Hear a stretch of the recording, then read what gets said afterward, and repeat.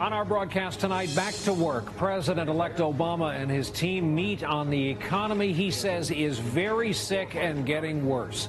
Hitting the skids. If it's possible, the news got worse for American automakers just as 08 came to a close. War zone. Israeli forces drive deeper into Gaza as the civilian death toll now rises. The Palestinians press the UN for a truce. And back to school, Sasha and Malia Obama start their new Washington life tonight. Our promise to them. Nightly News begins now. From NBC News World Headquarters in New York, this is NBC Nightly News with Brian Williams.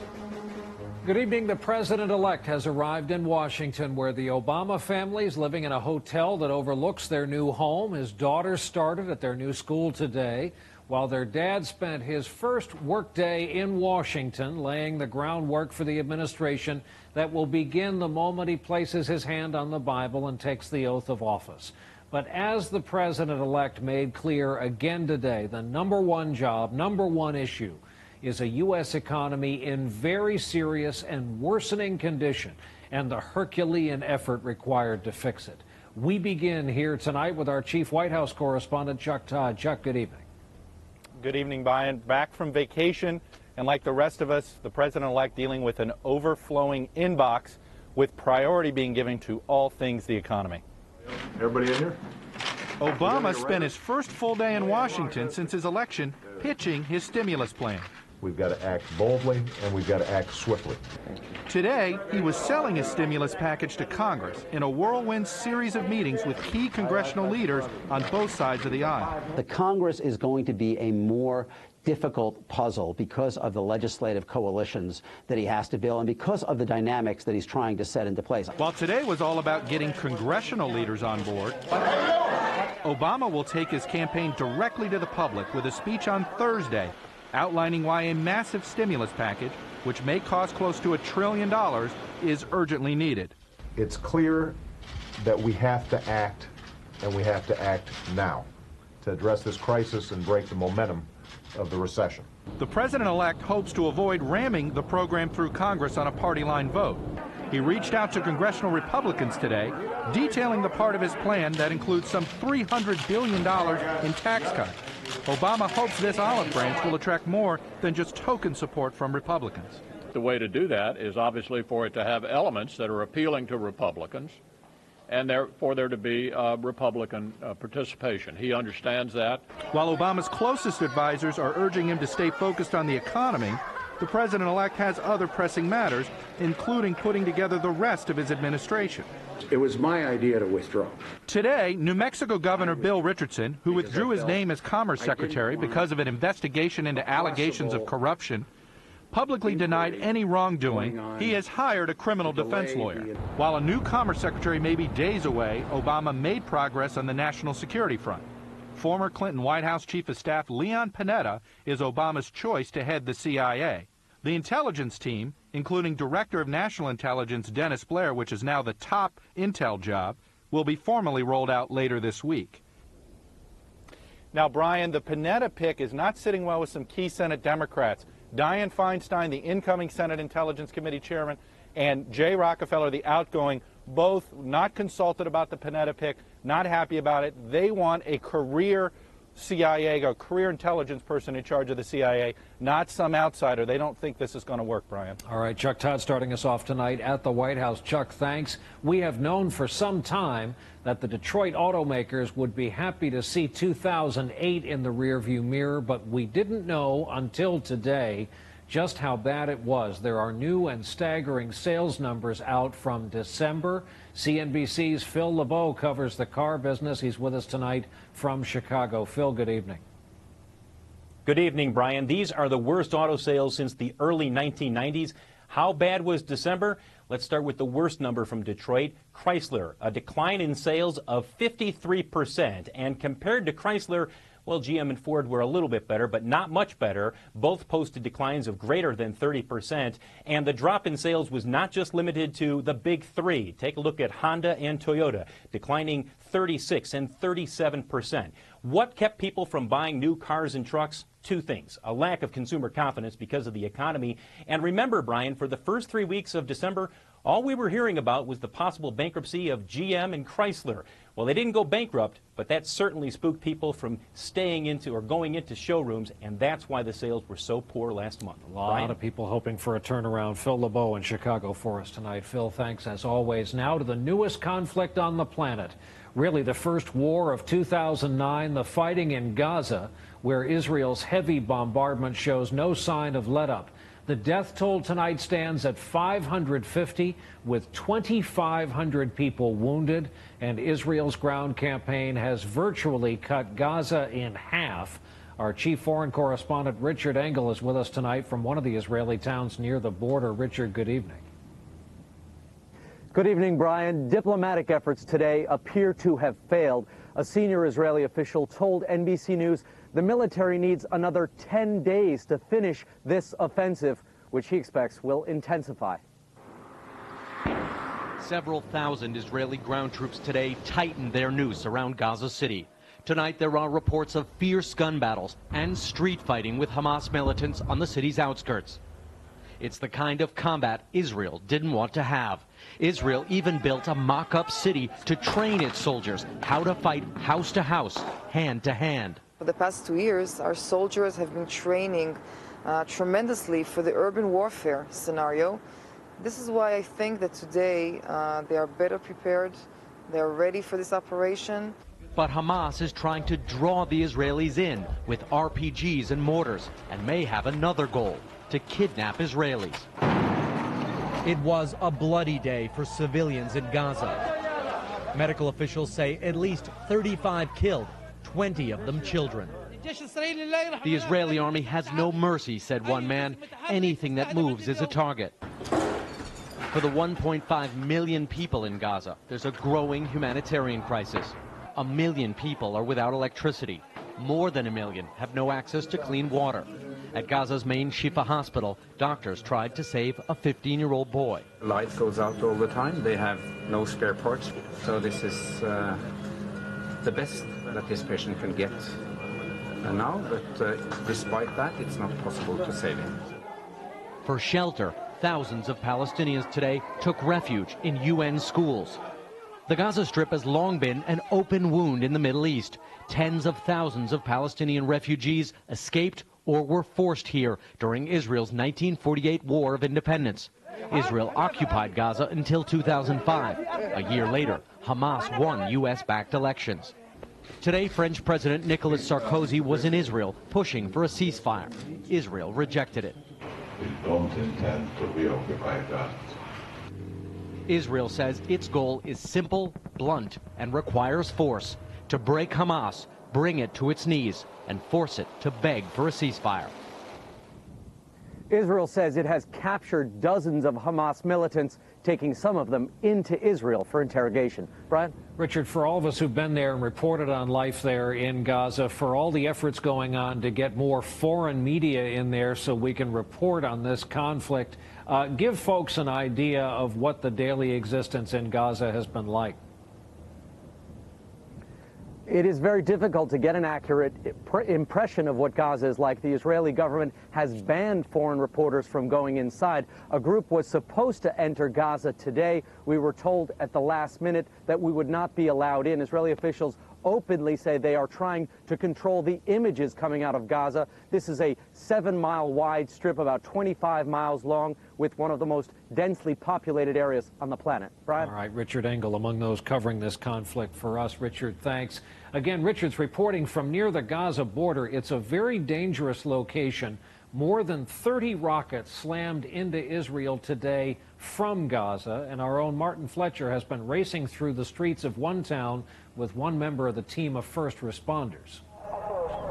Red alert. Hamas fires 2 rockets. We run as quick as we can. Our job is to save lives. And what a job it is. Sderot, 1 mile from Gaza, is under a barrage of attacks. Noon today, one hit in the marketplace. Nobody was hurt.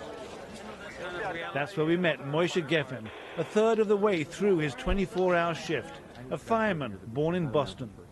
It is the scariest feeling in the world.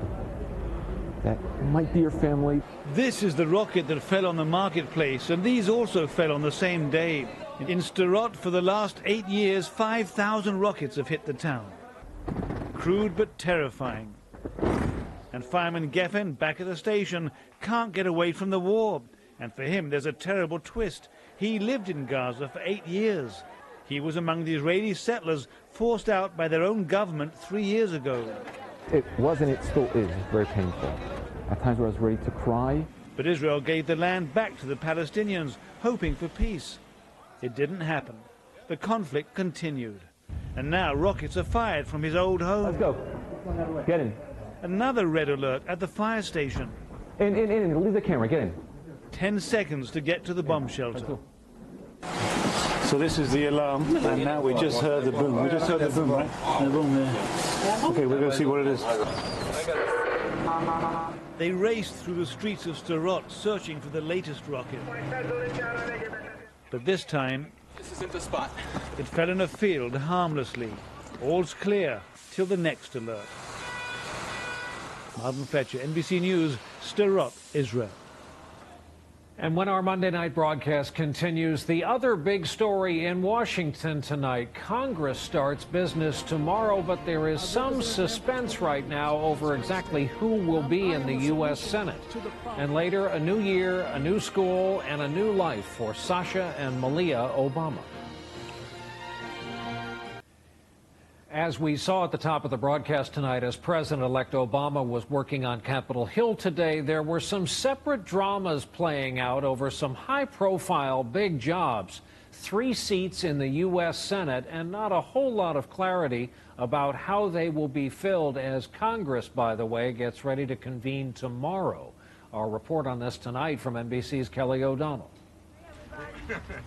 Tonight, one of the Senate seat cliffhangers, Minnesota's long recount drama, ended at a low-key meeting. All in favor say aye. Aye. Democrat Al Franken's 225-vote lead is official, and he claimed victory. I am proud to stand before you as the next senator from Minnesota. The Republican incumbent Norm Coleman plans to take the fight to court within 24 hours. Thank you. God bless you. Thank you. The fight over Illinois' Senate vacancy moves to Washington. With a wave and a swarm of cameras, Roland Burris left Chicago for Capitol Hill with a defiant optimism. I am going there to be seated. I am the junior senator from the state of Illinois. That's all I can say. But he won't be welcomed here. Today, the Senate rejected Burris, saying his appointment is not official. Roland Burris has not been certified by the state of Illinois. Senate Democrats want to buy time, waiting on the pending impeachment of the Illinois governor, who is accused of trying to sell the Obama Senate seat. If Rod Blagojevich is thrown out of office, his successor could name a new senator. But Burris, a former Illinois attorney general, insists his appointment will hold. I feel I am a solution to the problem of the people of Illinois. That's what I feel. La Virgen de Guadalupe. Colorado's Senate opening will likely be filled without controversy. Educator Michael Bennett will replace Senator Ken Salazar, Obama's choice for Interior Secretary. And new rumblings, but no confirmation that New York's governor is close to naming Caroline Kennedy Hillary Clinton's successor. In a twist, when the new Congress is sworn in tomorrow by Vice President Cheney, Joe Biden will take the Senate oath again. He's not giving up his seat officially until the inauguration. Kelly O'Donnell, NBC News, the Capitol. An official at the Bahamas funeral home handling John Travolta's son Jet says the death certificate shows the 16-year-old died from a seizure, which he suffered on Friday. The autopsy was performed today in the Bahamas, observed by a Travolta family physician, but the official results have not yet been released. The father of the iPod, Apple CEO Steve Jobs, took the rare step of commenting publicly on his health today. He said in a written statement he's suffering from a hormone imbalance that caused a dramatic weight loss, the difference clearly visible in a comparison photo between the 90s and just this past year. Apple's stock has been volatile on rumors about Jobs' health. He was successfully treated for pancreatic cancer in 2004. From Atlanta today came word that former U.S. Attorney General Griffin Bell has died. Bell was greeted with suspicion when he was named to the job by President Carter because the two men were childhood friends. But he quickly received high marks for restoring the integrity of the post-Watergate Justice Department. Griffin Bell was routinely described as a courtly and lawyerly Southerner. He worked to desegregate the Atlanta schools and served 15 years on the federal bench. Griffin Bell was 90 years old. When Nightly News continues in a moment, America's Agenda, a new series of reports leading up to inauguration. Tonight, Job 1, the economy, and more on what the president-elect wants to do to try to pull the country out of it.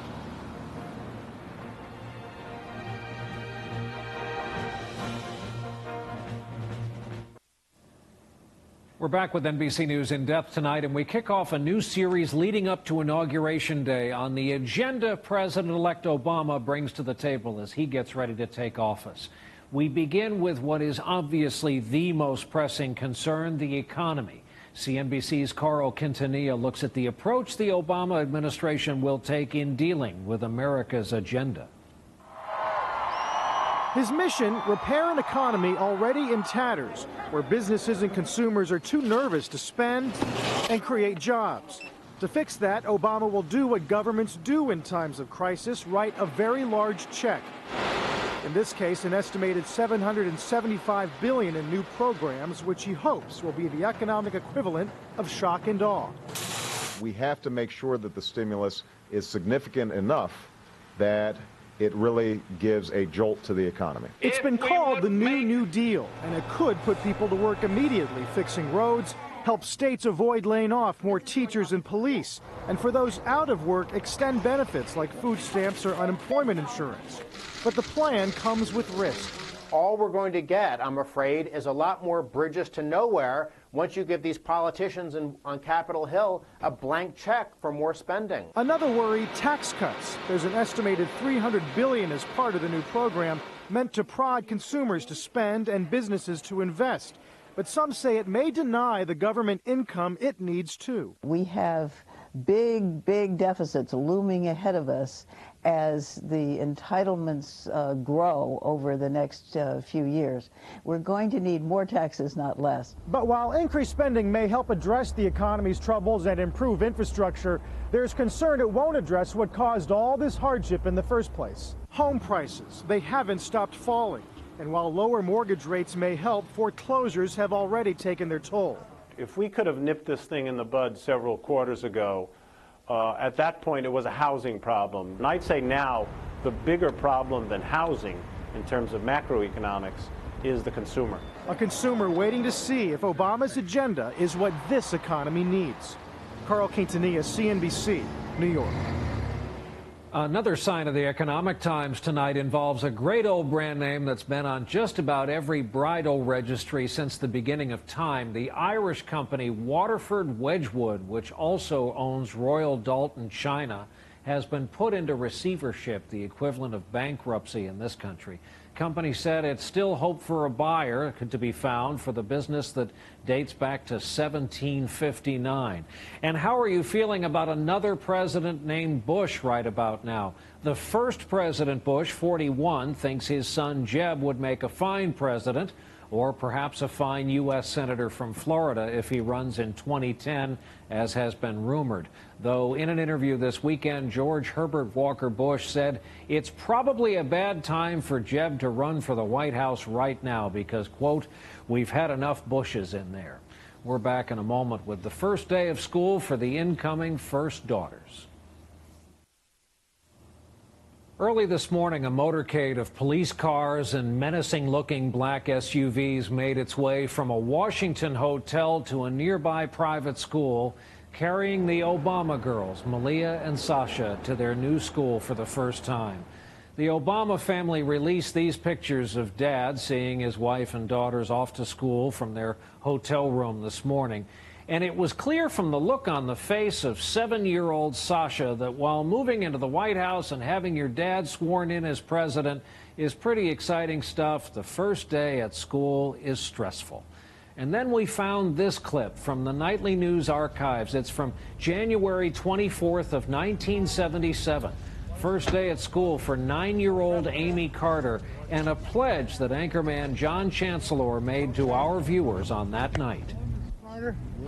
We covered that story because we think it is historically important, the daughter of a president in a public school.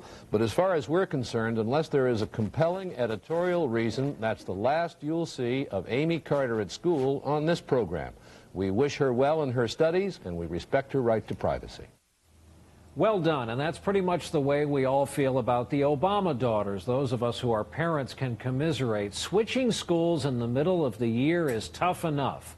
So we'll cover their dad, the president-elect, and their mom when she makes news. And in the meantime, we will try to let Sasha and Malia do their jobs, making new friends at their new school. That is our broadcast for this Monday night. Thank you for being with us, and my thanks to Amy Robach and Ann Curry and Lester Holt for allowing me time off with my family over the holidays. Officially, Happy New Year to all of you. It's good to be back. I'm Brian Williams. We, of course, hope to see you right back here tomorrow night. Good night.